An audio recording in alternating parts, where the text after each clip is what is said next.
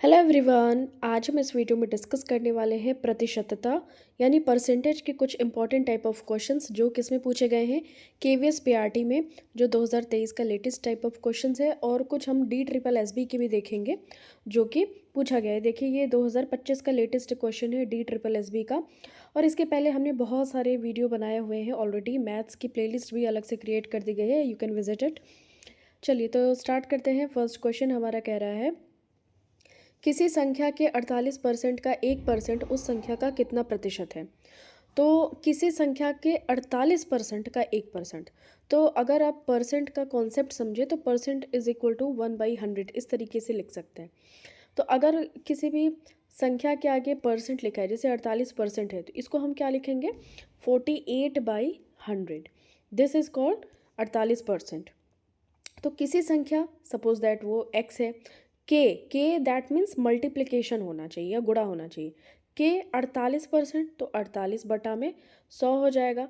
फिर का गुणा 1%, तो 1/100 हो जाएगा। ठीक है। अब ये डबल ज़ीरो है, ये डबल ज़ीरो है। अभी हमने डेसिमल फ्रैक्शन के कुछ टाइप ऑफ क्वेश्चंस किए थे, तो इसमें हमने देखा था कि ये इन दोनों को इंटू कर लेते हैं, यानी गुणा कर लेते हैं, तो कितना आ जाएगा, 10,000 आ जाएगा। और ये क्या, एक्स और ये 48 और 1 तीनों को गुणा करेंगे, 48x आ जाएगा। ठीक है। अब यहाँ पे कितने ज़ीरो हैं, 4 ज़ीरो हैं, तो कितने संख्या पे लगेगा दशमलव, 1 2 3 4। ठीक है। तो 0.0048x ये आपका यहाँ पे आंसर आएगा। तो अब x की वैल्यू इस तरीके से यहाँ पे आई। प्रतिशत में बदलने के लिए, यहाँ पे प्रतिशत में बदलने के लिए 100 से गुणा कर किया जाता है। ठीक है। तो अब 0.0048x को अगर हम 100 से गुणा करते हैं, तो ये जो दशमलव है ना, ये खिसक के इधर आ जाता है। ठीक है। दशमलव क्या हो जाता है, ये बाईं तरफ से दाईं तरफ आ जाएगा। 100 से गुणा करेंगे तो 0.48 आ जाएगा। इस तरीके से आपका option number A correct answer हो जाएगा। देखिए, बहुत सारे ऑप्शन सिमिलर टाइप हैं, लेकिन आपको ये बेसिक सा कॉन्सेप्ट जो होता है दशमलव का गुणा और भाग, ये दोनों ही आना चाहिए, multiplication and division. Next question देखिए, यहाँ पे है, अजय ने अर्धवार्षिक परीक्षा हाफ ईयरली एग्जाम में 325 नंबर्स गेन किया और वार्षिक परीक्षा यानी एनुअल में 416 अंक उसे मिले हैं।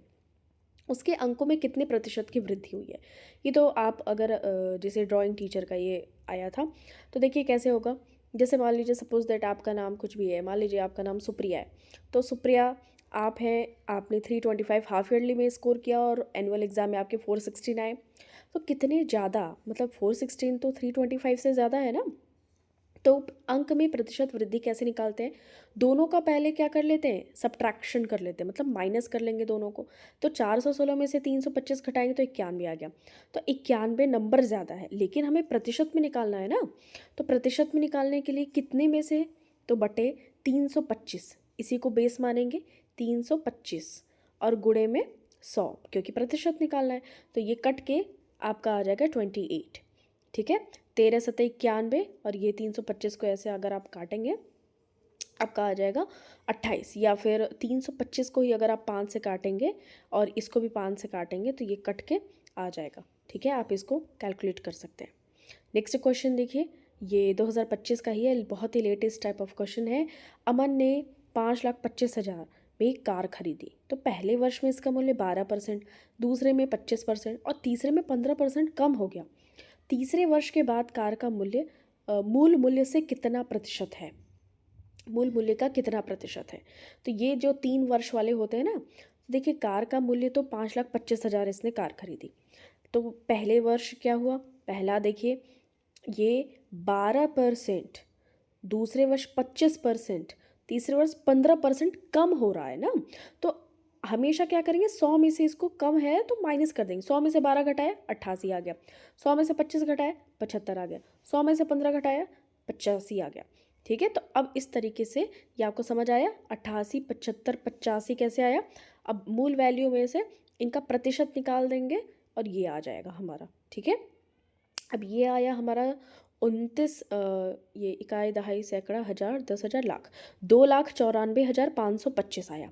अब ये मूल हमें निकालना है ना। ये देखिए कम तो हो गया, लेकिन तीसरे वर्ष के बाद कार का मूल्य मूल मूल्य का कितना प्रतिशत है, तो मूल मूल्य हमारा 5,25,000 है, इसका कितना प्रतिशत ये है, तो इसलिए ये हमारा स्टेप एक और बढ़ा है।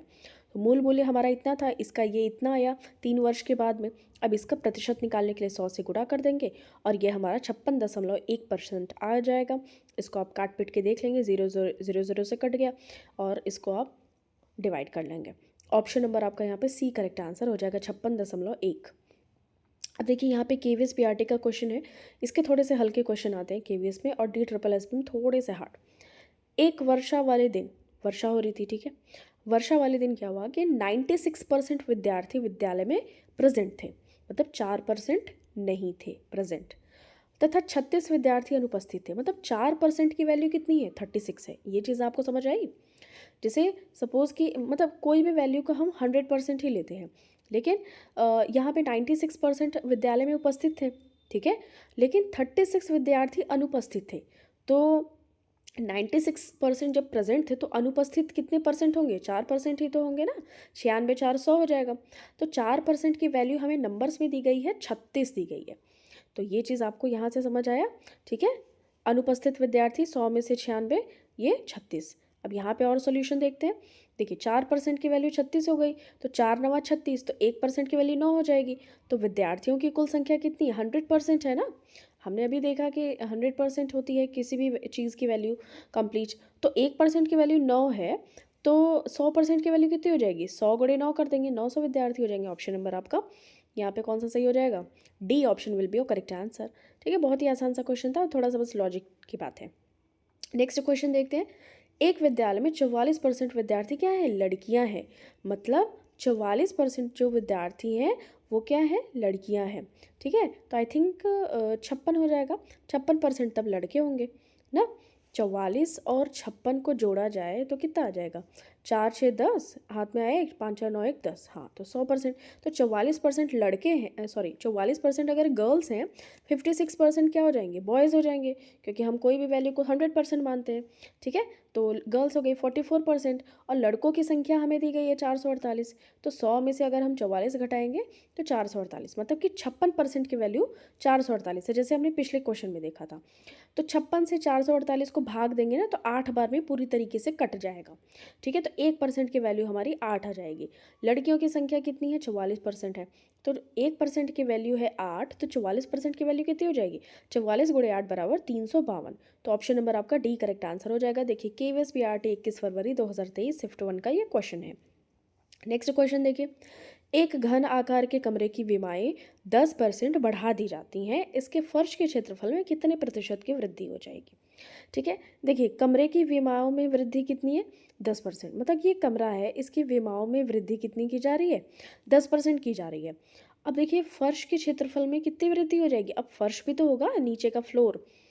तो अब इसके लिए ये एक शॉर्टकट कह लें या फिर कुछ भी कह लें, तो यहाँ पे ये निकाला जाता है।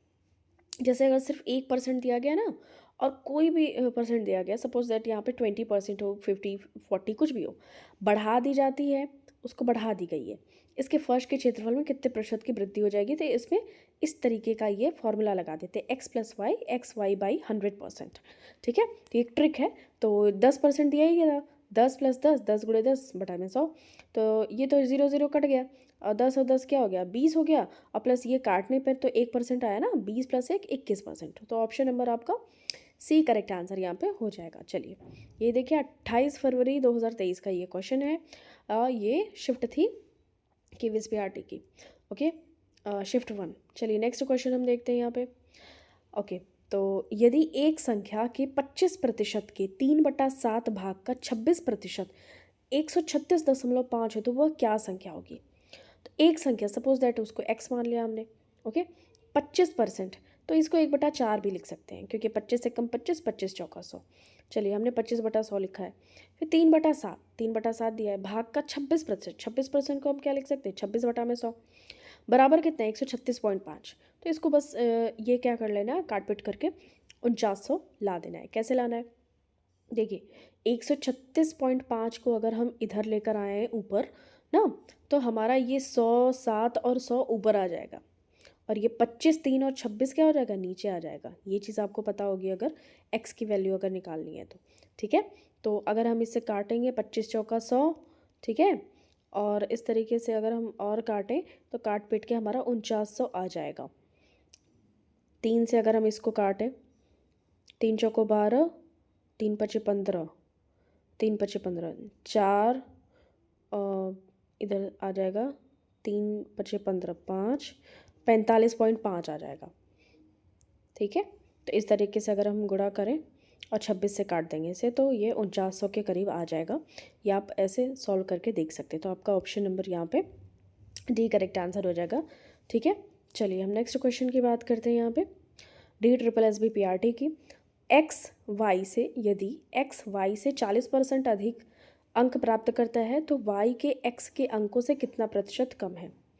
तो अगर एक्स है, समझ लीजिए एक्स है, वाई से 40% अधिक अंक प्राप्त करता है, मतलब अगर एक्स 140 हो जाएगा तो वाई क्या हो जाएगा, 100 हो जाएगा, क्योंकि वाई से 40% ज़्यादा पाता है एक्स। तो वाई के अंक एक्स के अंकों से कितने प्रतिशत कम है। तो वाई के अंक 100 हैं, एक्स से कितने प्रतिशत कम है। तो नंबर में तो 40 कम है, लेकिन हमें परसेंटेज में निकालना है। तो क्या कर लेना है, एक्स का अंक 100 + 40 140 हो जाएगा। वाई के अंक में कमी, 140 में से 100 घटा 40 आ गया। अब हमने देखिए इस टाइप का क्वेश्चन सॉल्व किया है अभी थे। तो यहाँ पे क्या कर लेना है, प्रतिशत में कमी, तो कमी कितने की हुई थी, 40 की हुई थी। और एक्स का अंक कितना है, 140 है, तो 140 पे प्रतिशत निकालना है, 100 से गुणा कर देंगे हम यहाँ पे। ठीक है। तो 200/7 आ जाएगा, क्योंकि ये इससे 0 से 0 कट गया, और 2 दूनी 4 और 2 सत्ते 14, 2/7।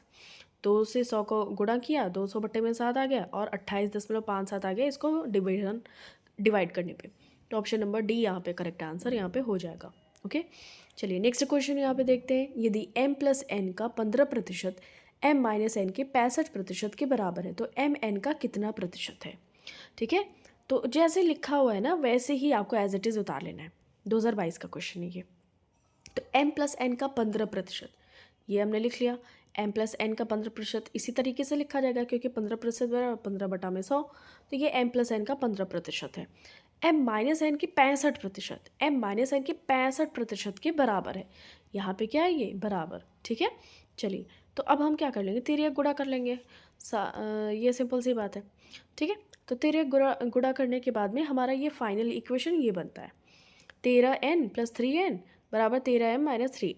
13n और 3n कितना हो जाएगा, 16n हो जाएगा। और 13m में से 3m घटा देंगे, 10m आ जाएगा। ठीक है। अब हम इसमें से एक की वैल्यू निकाल सकते हैं। m = 16/10n। ठीक है। m = 16/10 और यहाँ पे n हो जाएगा। या फिर इसे हम लिख सकते हैं 8 दूनी 16, 5 दूनी 10, तो 8/5n भी लिख सकते हैं। तो m-n का प्रतिशत m/n × 100, हमें यही तो जानना है ना। तो m-n का कितना प्रतिशत है, तो फाइनली हमें m की वैल्यू तो पता चल गई यहाँ पे। तो m-n का प्रतिशत कैसे निकालेंगे, m की वैल्यू यहाँ पे 8/5n है, तो 8/5n और गुणे में 100। ठीक है। तो ये हमारा आ जाएगा 800/5, 5 से 16, 16 5 80 और ये 160% ऑप्शन नंबर आपका बी करेक्ट आंसर यहाँ पे हो जाएगा। ठीक है। चलिए बहुत ही आसान से क्वेश्चन है, आप थोड़ा सा 1-2 बार देखेंगे तो आपको समझ आ जाएगी। फिर ये हमारा लास्ट क्वेश्चन है इस वीडियो का। 280.2 का 45.1% प्लस 24.99 का 16.03% किसके बराबर होगा। ठीक है। तो देखिए 280.02 का 45% प्लस ये थोड़ा सा इसको लेंदी हो गया। अगर आपको इसकी वैल्यू पता होगी तो आप तो कर लेंगे, लेकिन ये लगभग में है, ये देखिए ऑलमोस्ट में है ना, क्योंकि जैसे पॉइंट में 0.1 में 0.03 है, तो इसमें जो आंसर्स आते हैं ना लगभग में ही आते हैं। ऑप्शंस भी आपको देखिए बहुत ही दूर दूर दिए हैं। तो आप अगर थोड़ा बहुत भी कैलकुलेटिव आपका माइंड है तो आप इसको ऑप्शन ऐसे देख के एलिमिनेट कर सकते हैं। जैसे 280 है, ठीक है, 280 और ये 45 और 100। जैसे सपोज़ करिए यहाँ पे 50 आ जाता और यहाँ पे 16 की बजाय 20 आ जाता। 50 तो कैसे हो जाता, 50/100, तो यहाँ पे ये 1/2 आ जाता, और ये 20 20/100 हो जाता तो 20 एकम 20, 20×5 100, ये हो जाता 1/2, ये होता 1/5, ये 1/5 और ये 1/2। अभी हमने ये ऑलमोस्ट किया है, मतलब एक 16 को 20 करके किया है और 45 को 50 करके किया है। फिर अगर आप ऐसे करते इसको डिवाइड, तो हमारा 280 और 24 में गुणा करके फिर जो आंसर आता 130 से थोड़ा ज़्यादा आता, ठीक है। तो उससे अगर हम ऑलमोस्ट निकालते तो हमारा आ जाता 130 के लगभग। या फिर आप अगर चाहें तो 45 से ही करें, अगर एक्यूरेट आंसर एकदम फर्स्ट टाइम में ही लाना है, ठीक है। तो ऑप्शन नंबर डी आपका यहाँ पे करेक्ट आंसर हो जाएगा, इसको आपको करना ही पड़ेगा। ओके, 45.01 और 24.99 का 16.03%, ठीक है। तो ऑप्शन नंबर आपका डी करेक्ट आंसर यहाँ पे हो जाएगा। उसी तरीके से ये वाला भी क्वेश्चन है, ये आपको चलिए आपका ये होमवर्क है, ठीक है। आपको इसको क्वेश्चन सॉल्व करके इसका आंसर आपको कमेंट सेक्शन में कर देना है, और इसके ऑप्शंस हम आपको दे देते हैं यहाँ पे 60, 50, 70 और 40, ठीक है। 60, 50, 70 और 40 ये आपका हो गया, ठीक है। चलिए, तो मिलते हैं फिर आपसे नेक्स्ट वीडियो में, और तब तक आप इसको वीडियो को देखिए, बार बार रिवीजन करिए, और भी सभी वीडियोज़ हैं उनको भी देखिए। ओके, चलिए फिर।